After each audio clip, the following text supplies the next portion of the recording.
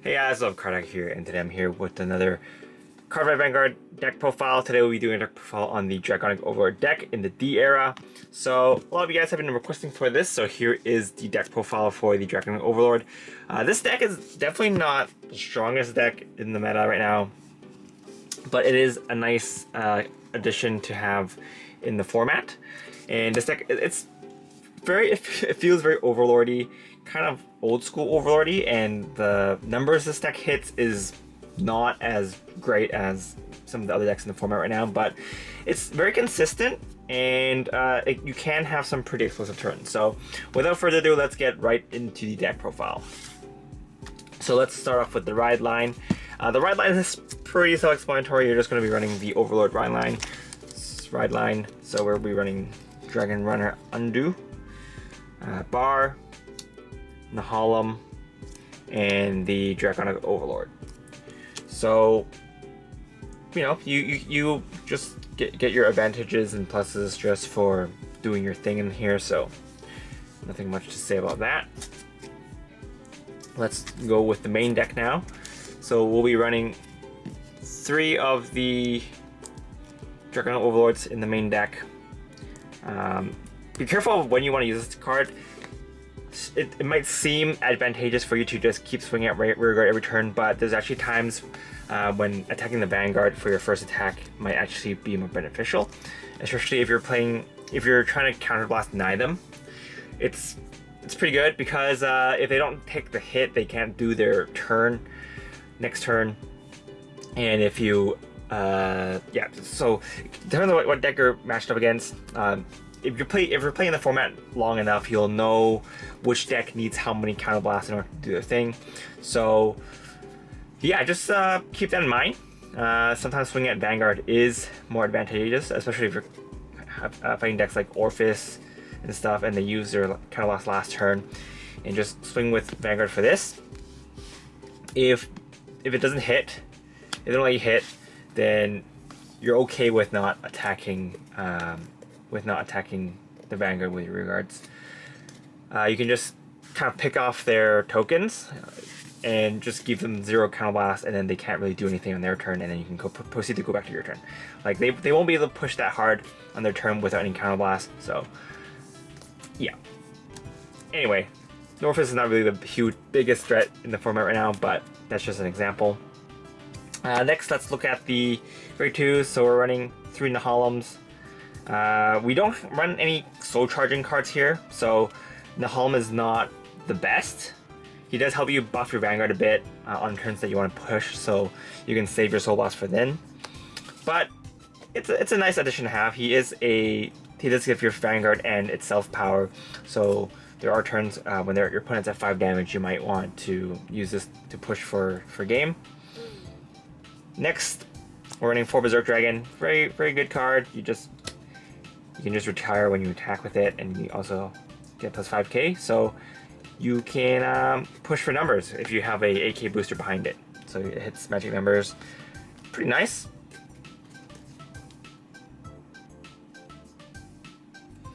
Next, we're running 4 Ushikuni. This card, you can either run this or the card in the Festival Collection.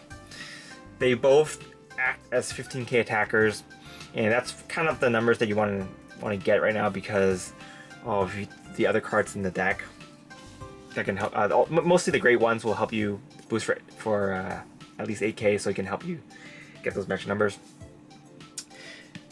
But this card, it's the more obvious card to run. It's kind of more flexible, and there's a lot of decks in the format right now that don't slap down boosters, so fulfilling the requirement is not too hard. The other one, you need to have, your opponent can't have cards in the front row, so if you don't have a Berserk Dragon to clear out their other cards, then it might not be able to attack Vanguard. So this one, even if you don't get the plus 5k, you can still attack Vanguard with it, so yeah. Next, we are running for 3 Gojo, only 3. I don't think he's actually super necessary, because he only works when he's boost Vanguard when he attacks hits. So he's nice to have. Counter charge is always nice, but I don't think running him at 4 is all that great. We have other options to run, so we'll leave it at 3. And you can also, you know, if you need to, you can search with it when you ride bar, but most of the time you'll be searching at PG instead. Anyway, next we're running 3 bar. So bar is just here to become a 13k attacker or a 13k booster, depending on what you need. Yeah, pretty self-explanatory. Bar is pretty nice. He's got a nice, you know, upgrade from what he used to be. So very, very happy with that. Next we are running 3 Tensha Steed. This is the other card I was talking about in addition to Gojo. Just because this card also provides on-hit pressure and helps you filter out your deck a bit. And he also works when you boost other cards. So unlike Gojo, you can also boost your other attackers. So it's pretty nice. Next we're running 3 Reno. This card is just mainly here for your early game aggression. So she can swing for 10, and if you're running out of attackers, you can also use her as a 10k attacker, which is not bad because your boosters are all 8k, so you are hitting for a magic number. And you have to keep in mind that shield value in this era right now is kind of weird.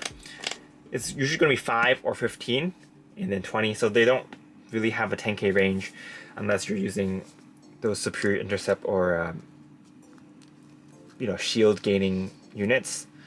So a lot of times when you're swinging for 18, they're going to need 10k to guard. So a lot of times they're going to guard with a 15k shield anyway.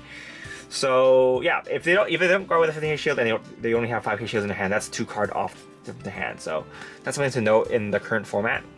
Maybe I'll do a video on that a bit later, but yeah, shield value is very interesting right now. There's a lot of thought put in guarding now. So anyway, we're running 4 perfect guards just because you know, over triggers are a thing, and you want to have these in your hand as soon as possible in case your opponent just cheeses off damage of you when they get lucky and hit an over trigger.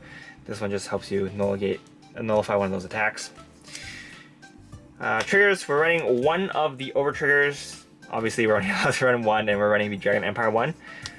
So that your Dragon Overlord can, you know, swing twice. If you check into this, you can potentially swing for 3 times. Pretty neat. Next we're going to be running 8 crits, 3 fronts. These are the new fronts. 20k shield is nice. And we are going to be running 4 heals. So overall the deck is pretty self-explanatory.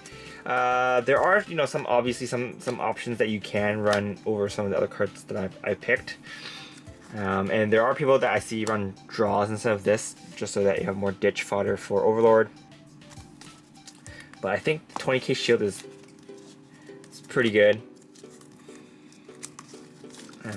If you don't want to run the Tensha Steed or the Renos, you can run the discard Soul Charge card. The double rare from the new set.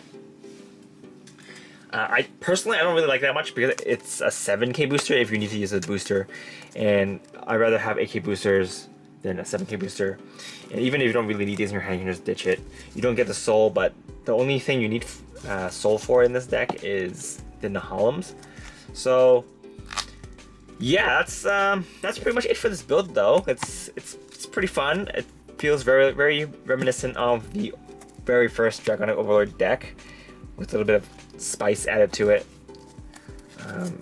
It's a very good reimagining of what the deck would look like in 2021 compared to 2012, I think. So yeah, it's a fun deck to play, and it's nice to see our buddy Dragonic Overlord. And the deck, I think the deck will get better as we get more Dragon Empire support. Right now, the pool of support we have is kind of limited, so we don't have that many options. like for this, for one, this is mostly a filler card. Though, you know, hitting for 15k is pretty nice, but if we get something better, it's definitely replaceable.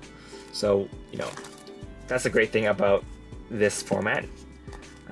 Any potential generic support for the nation can be support for your deck. So that's definitely really nice. But that's pretty much it for this deck, guys. If you guys want to support the channel, feel free to use the affiliate links down below. Buy singles from TCG Player or print playmats from Ink Gaming. But that's pretty much it for this video, guys. This is CardOtaku, and I'll see you guys next time. Bye!